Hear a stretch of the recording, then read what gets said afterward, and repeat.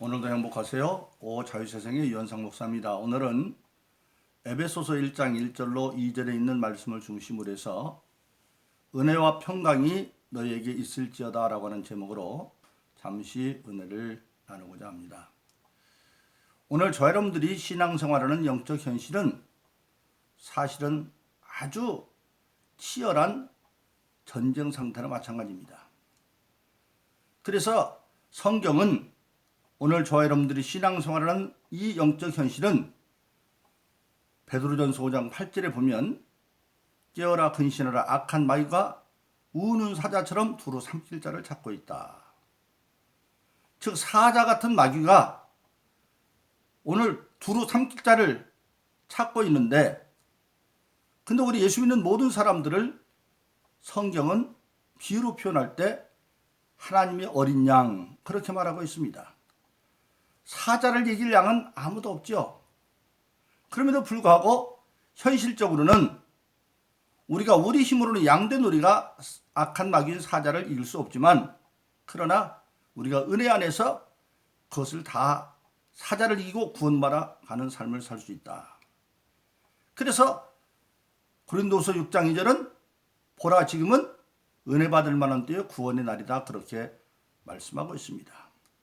매일매일 하루하루 날이 여러 가지 은혜 받을 때로 나눠져 있다는 겁니다.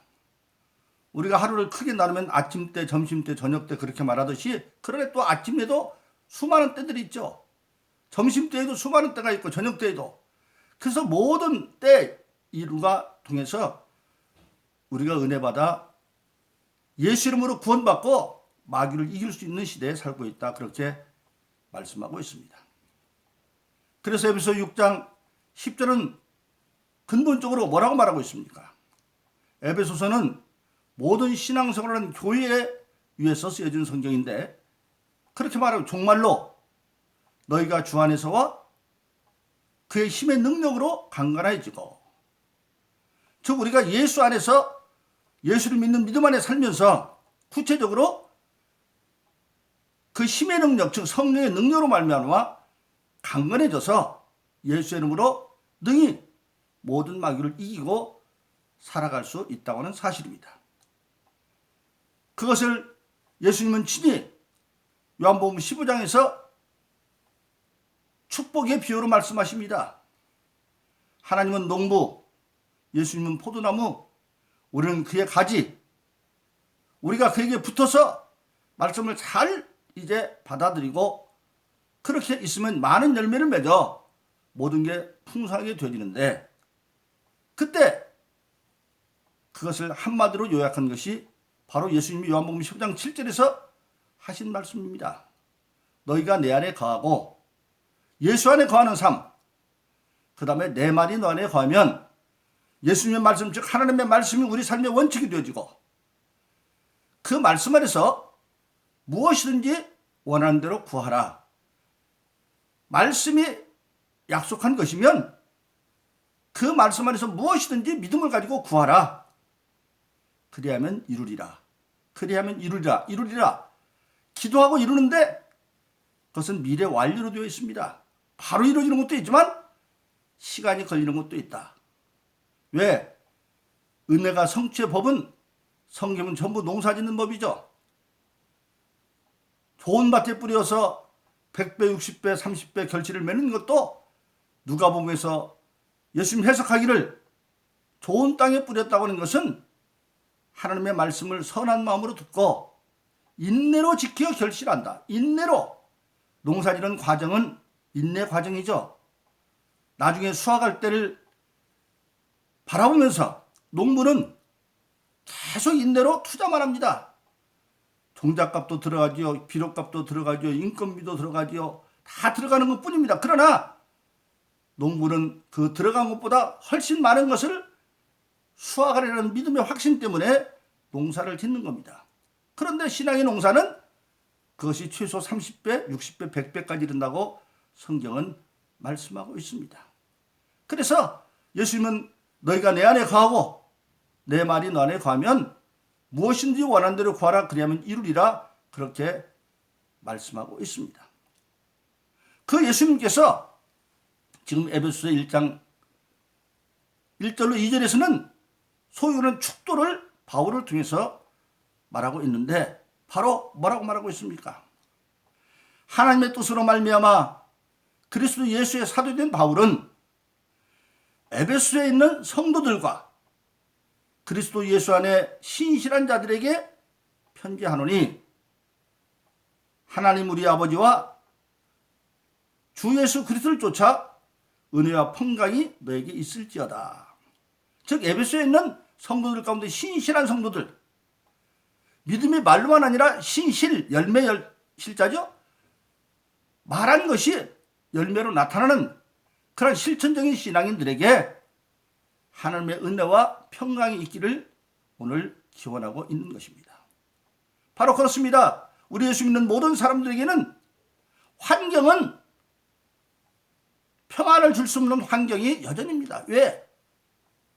조상 아담과 이브가 범죄함으로 땅이 저주를 받아 엉겅퀴와 가시를 내었고 그 땅에 우리가 살고 있기 때문에.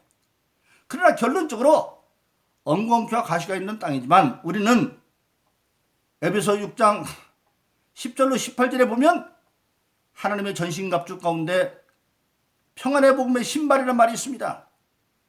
평안의 복음의 신발로 그 신발을 신고 가면 땅의 엉겅퀴와 가시고를 찌르지 못해서 그런 환경을 이기고 평안을 유지할 수 있다. 성경은 결론적으로 그렇게 말씀하고 있습니다. 그래서 오늘 저와 여러분들에게는 궁극적으로 예수를 믿음으로 말미암아 이미 그 믿음 안에서 즉 주 안에서 신실한 신앙생활을 하는 모든 사람들에게는 세 가지의 평안이 이미 이루어져 있습니다. 첫째는 하나님과의 관계에서 이미 평안이 이루어져 있습니다. 우리가 죄의 문제를 해결하지 못하고 죄인일 때는 하나님은 법을 집행하는 공의의 하나님이기 때문에 하나님과 화해가 이룰 수가 없습니다. 마치 죄진 범죄자가 경찰과 화해할 수 없는 것과 마찬가지죠. 그런데 우리가 이제 모든 죄의 문제를 예수를 믿음으로 말미암아 다 해결하고 나면 하나님이 이제는 오직 사랑의 아버지가 되어주시고 우리를 위하시는 하나님이 되어주십니다. 그래서 하나님 우리 아버지가 되어주시면 우리를 위하는 하나님이 되어져서 로마서 8장 32절은 그 아들을 아끼지 않냐고 주신 이가 어찌 그 아들과 함께 모든 것을 은사로 주지 아니하시겠느냐. 예수와 함께 은사 즉 성령을 주어서 우리를 위하시는 하나님이 되어주시고 그래서 또 로마서 8장 31절은 만일 그가 우리를 위하시면 누가 우리를 대적하겠느냐 그렇게 말씀하고 계십니다. 그래서 이제는 예수 안에서 모든 죄 문제를 해결한 저와 여러분들에게는 하나님과의 평화가 이루어져서 하나님이 우리를 위하여 대적을 물리쳐주시고 우리를 위하여서 구체적으로 예수의 이름으로 성령을 주시고 은사를 주셨다고 하는 사실입니다. 그래서 이미 우리에게는 하나님과의 관계에 평화가 이미 이루어져 있습니다. 두 번째로 세상을 살아가려면 사람과 더불어 살아야 되는데 사람과 사이에도 궁극적으로 평안이 이루어졌습니다. 예수님께서 마태복음 5장에서 말씀하십니다. 구약에는 이는 이로 눈은 눈으로 원수는 원수로 갚도록 되어 있습니다만은 예수님은 그걸 뒤집어 버립니다. 내가 너에게 이르노니 원수도 사랑하고 핍박하는 자를 위해서 기도하라 그렇게 말씀하고 있습니다. 그 예수님은 요한복음 13장 34절에서 그것을 계명으로 명합니다. 내가 너에게 새 계명을 주느니 서로 사랑하라. 어떻게? 내가 너희를 사랑한 것 같이 서로 사랑하면 이로써 너희가 내 제자가 된 걸 알 것이다. 그렇게 말씀하셨습니다. 그런데 그 원수도 사랑하는 이유를 어디서 확연하게 설명되느냐? 예수님께서 십자가에 지금 못 박혀 계십니다. 그런데 십자가에 못 박힌 가운데 7가지 가상칠언, 십자가상에서 한 7가지 말씀이 있는데 그 가운데 맨 첫 번째가 하나님을 향하여 지금 십자가 밑에서 자기를 조롱하고 그러고 있는 사람들을 위한 중보의 기도를 합니다. 뭐라고 기도합니까? 아버지여, 저들의 죄를 용서해 주세요. 저들이 지금 자기 하는 일이 무엇인지 모르고 저러고 있습니다. 알고 나를 조롱하고 나를 저렇게 하고 있는 것이 아니라 그들은 모르고 마귀에게 사로잡혀서 지금 저러고 있습니다. 즉 인간관계에서 심하면 원수관계가 되어지는 것도 겉으로 보면 그 사람이 원수 같지만 사실은 그가 사람의 원수가 아니라 그 가운데 역사는 악한 마귀가 바로 원수라는 겁니다. 그래서 로마서에서 보면 우리 신앙인은 그런 마귀에게 쓰임받는 불의의 병기가 아니라 예수의 이름으로 하나님의 말씀을 따라 쓰임받는 의의 병기가 되어져라. 말씀을 이루는 병기가 되어져라. 그렇게 말하고 있습니다. 오늘 에베소 교인들에게 축도하시면서도 바로 그러니까 신실한 자들, 그리스도 안에서 신실한 자들, 말씀이 실 열매로 나타나는 자들 그렇게 말하고 있는 것입니다. 그래서 오늘 저와 여러분들은 예수님께서 인간관계도 이제는 원수가 아니라 그들이 마귀에 사로잡혀 그러니까 그를 불쌍히 여기서 마귀를 이기려면 하나님의 능력이 개입해야 되는데 그건 기도밖에 없죠. 그래서 궁극적으로 예수 안에서 우리는 모든 사람과도 평화관계가 이루어져 있습니다. 그래서 기독교 역사상에 보면 수많은 순교자들이 순교하면 마지막 기도는 자기를 십자가에 못 박고 자기를 죽이는 자들을 위한 저주의 기도가 아니라 예수님과 똑같이 그들을 용서해달라는 기도를 했고 우리나라에서도 6.25 때 그 여수발론 사건 이전에 6.25 전에 바로 뭡니까? 자기 두 아들을 죽게 한 그 아들의 친구를 용서했던 사랑의 원자탄 손양원 목사님 같은 분도 바로 그런 분이고 그 자기 아들을 죽였던 그 아들의 친구를 양아들로 삼는 것까지 있지 않습니까? 바로 그래서 예수 안에서 인간관계에도 평안이 이루어져서 우리 예수 믿는 사람들은 우리가 더불어 사는 모든 사람들이 아무리 나게 악하게 구해도 우리가 믿음으로 저들을 나의 합력자 만들 수 있다고 하는 그 믿음을 가질 수 있도록 이미 이루어놨었습니다. 그리고 세 번째는 우리 인간은 사는 환경과도 예수를 통해서 이미 평안의 관계가 이루어졌습니다. 아담과 범죄함으로 땅은 저주를 받아 엉겅퀴와 가시를 냈습니다. 그래서 예수 믿는 할지라도 바람도 불고 풍랑도 불고 인생의 환란도 일어납니다. 그러나 결론적으로 예수와 함께 가는 자들은 그 풍랑과 바람에 망하는 자가 아니라 예수 이름으로 극복할 수가 있습니다. 실질적으로 제자들이 예수님 모시고 배 타고 건너갑니다. 근데 그 배를 타고 갈 때 예수님께서 건너가자고 하는 것도 예수님 명하셨고 목적지도 예수님 명했습니다. 예수님 모시고 갑니다. 그런데 예수님은 피곤하셔서 배 고물대에 주무시고 가는 도중에 바람이 불고 풍랑이 일어나 배 막 물이 찹니다. 처음에는 제자들이 12제자 가운데 7제자는 바닷사람들이죠. 베드로를 비롯한 그래서 자기 물에 해보려 안 되니까 예수님을 깨우면서 우리가 죽게 되었습니다. 그랬을 때 예수님이 제자들 자적으로 믿음이 없는 것을 꾸짖었습니다. 왜? 내가 너와 함께 있는데 죽어. 그런 뜻이죠. 그리고 바람을 꾸짖고 풍랑을 꾸짖으니까 잔잔해졌다. 즉 환경과도 예수 이름으로 환경을 이길 수 있는 능력이 우리에게 주어져 있다고 하는 사실입니다.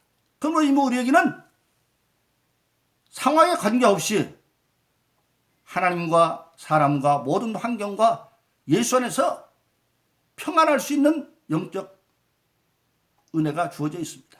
그런데 오늘 그 평안을 실질적으로 내가 누리면 어떻게 되느냐? 바로 모든 믿는 사람들이 은혜를 받아야 된다. 바로 훈수 6장에 있는 것처럼 보라 지금은 은혜 받을 만큼 구원의 때다. 그래서 많은 사람들은 은혜는 두 가지 수단으로 은혜를 받는다고 하죠. 말씀을 통해서 은혜를 받고 기도를 통해서 이룬다.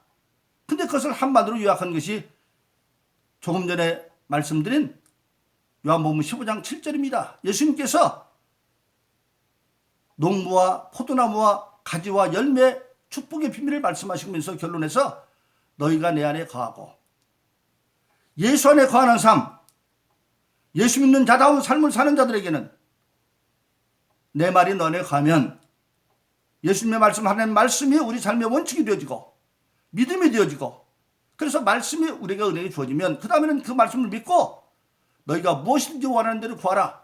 하나님 말씀이 약속한 무엇이든지 기도해라. 그리하면 이루리라. 즉 말씀과 기도가 은혜의 수단인 것을 말하고 있습니다. 예수 안에 관한 적에는 내 말이 너 안에 거하고 말씀이죠. 그 안에서 무엇인지 원하는 대로 구하라 기도함으로 이룰 수 있다고 하는 사실입니다.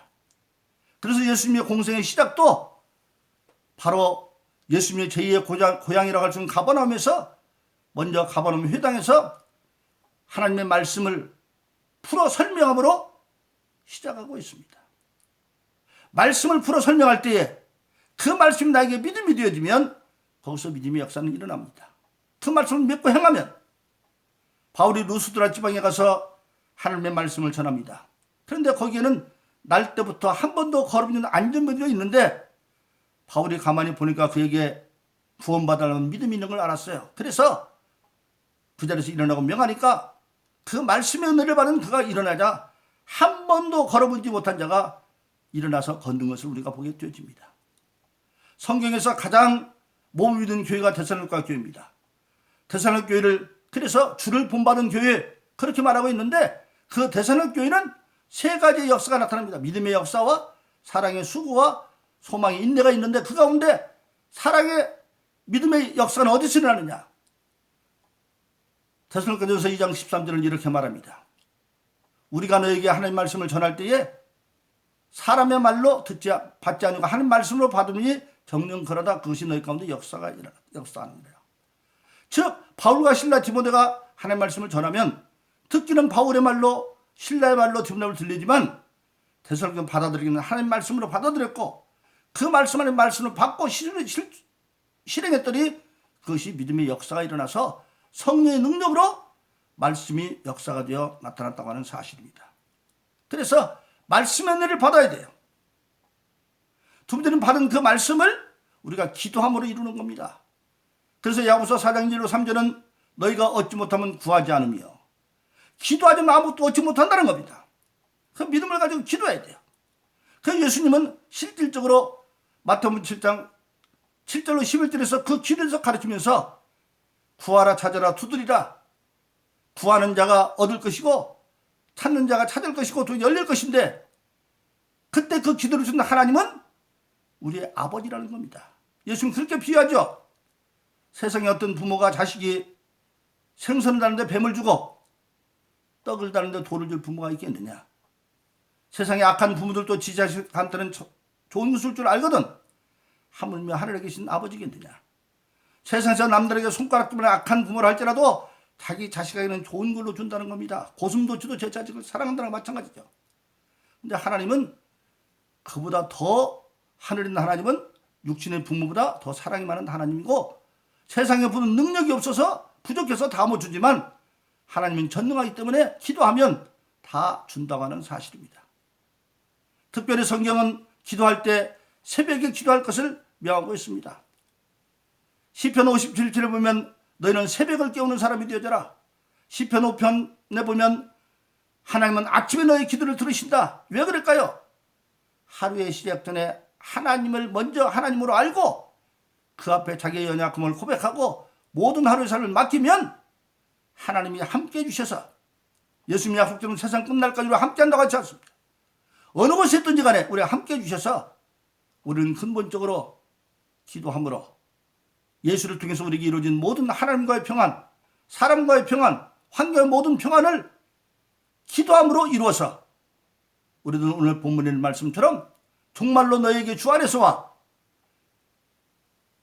그의 힘의 능력으로 강건해져서 우리 모든 사람은 하나님 아버지와 예수 그리스도의 이름으로 은혜의 평강이 주어지셨다고 하는 사실입니다. 그럼 또 저와 여러분들은 이미 예수를 통해서 이루어진 그 평강을 은혜를 받음으로 즉 말씀의 은혜를 받고 기도함으로 이루어서 우리는 어떤 상황 가운데 있어도 악한 날에 하나님의 전신갑주를 입고 성령으로 기도함으로 승리하는 신앙의 삶을 살기를 예수의 이름으로 축원합니다. 오늘도 행복하세요. 오 자유사성의 유현상 목사였습니다. 감사합니다.